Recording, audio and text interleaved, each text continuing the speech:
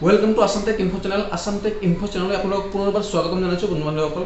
तो बंधु बान्धवসকল আপোনালোকে থাম্বনেল দেখি আপোনালোকে বুজিব পাৰিছে হয় আপোনালোকে সকলোৱে আপোনালোকৰ যিসকল ব্যক্তিয়ে ভোটত নাম উঠিছে আপোনালোকৰ ভোটাৰ আই কাৰ্ড আছে সেই সকল প্ৰত্যেকজন ব্যক্তিয়ে নতুনকৈ ভোটাৰ কাৰ্ড ডাউনলোড কৰিব লাগিব। এইটো মই কোৱা নহয়, এইটো মই প্ৰথমতে ভাবিছিলোঁ হয়তো আপোনালোকৰ যিটো ভোটাৰ আই কাৰ্ড আছে সেইটোতে কাম চলিব, কিন্তু এনেকুৱা নহয়। মই বস্তুটো ভালকৈ চালোঁ হয় সকলোৱে যিটো নতুন QR কোড হিচাপে এটা ইপিক ডাউনলোড হৈ আছে সেইটো আপোনালোকে কাৰ্ডটো ভোটাৰ কাৰ্ডটো নতুনকৈ বনাব লাগিব। কাৰণটো হ'ল এজন ব্যক্তি মোৰ ওচৰত আহিল, তেওঁৰ আধাৰ কাৰ্ডটো মানে কাম কৰা নাই। তাৰমানে ধৰক সি মানে ৰেচন কাৰ্ড চাউল ল'ব গৈছিল, মানে ৰেচন কাৰ্ডত তেওঁৰ নাম আছে, তো কি হ'ল তেওঁ ফিংগাৰ দিয়ে, ফিংগাৰ একচেপ্ট নহয়। তাৰমানে আধাৰ কাৰ্ডটো আপোনাৰ ডিএক্টিভেট হৈ গ'ল।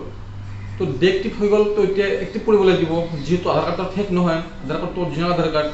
তো পিছত কি হ'ল মই বস্তু ভালকৈ চালোঁ, চোৱাৰ পিছত মই গম পালোঁ যে আধাৰ কাৰ্ডটো একচুৱেলি ৰিজেক্ট হৈছে। তো ৰিজেক্ট যদি হৈছে তো এতিয়া সেইটো বস্তু এতিয়া ইছ্যু কৰিব লাগিব।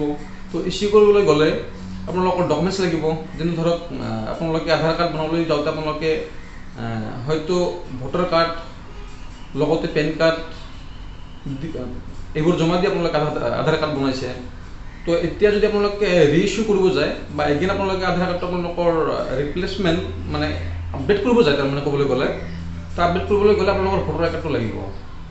তো এতিয়া আপোনালোকৰ কথাটো হ'ল আগত যিটো ভোটাৰ আই কাৰ্ড দি আপোনালোকে আধাৰ কাৰ্ড বনাইছিল সেইটো আছিল পুৰণি ছিষ্টেমৰ আধাৰ কাৰ্ড, মানে আধাৰ কাৰ্ড নহয় ভোটাৰ আই কাৰ্ড।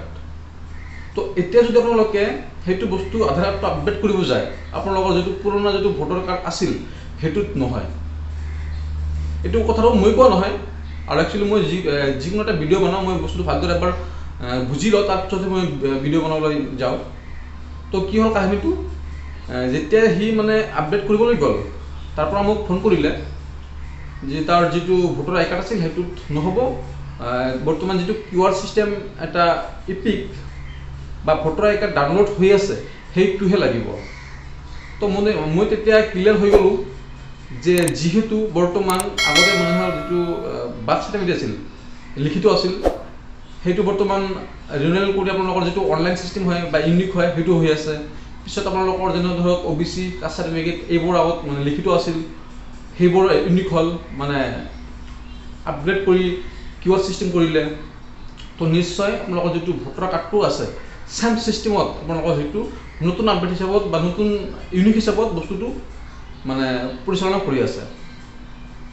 তো আপোনালোকে যিমান সোনকালে পাৰে আপোনালোকৰ যিটো ভোটাৰ কাৰ্ডটো আছে আগতো যিটো মানে চৰকাৰৰ ফালৰ পৰা আহিছে সেইটো আপোনালোকৰ থাক, কোনো অসুবিধা নাই, কিন্তু আপোনালোকৰ যেতিয়া আপোনালোকে মানে কোনো বস্তুত আপোনালোকে ব্যৱহাৰ কৰিব যাব হয়তো আপোনালোকৰ সেইটো পুৰণা যিটো ভোটাৰ আই কাৰ্ড আছে সেইটোৰ দ্বাৰা নহ'ব।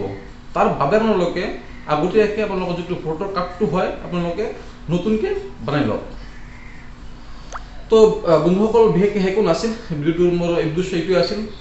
আপোনালোকে যদি মোৰ চেনেলটো ফাৰ্ষ্ট টাইম আহিছে প্লিজ ছাবস্ক্ৰাইব কৰি দিব, আৰু যদি আপোনালোকে ছাবস্ক্ৰাইব কৰি ৰাখিছে প্লিজ শ্বেয়াৰ কৰি দিব। চ' থেংক ইউ ফৰ ৱাচিং।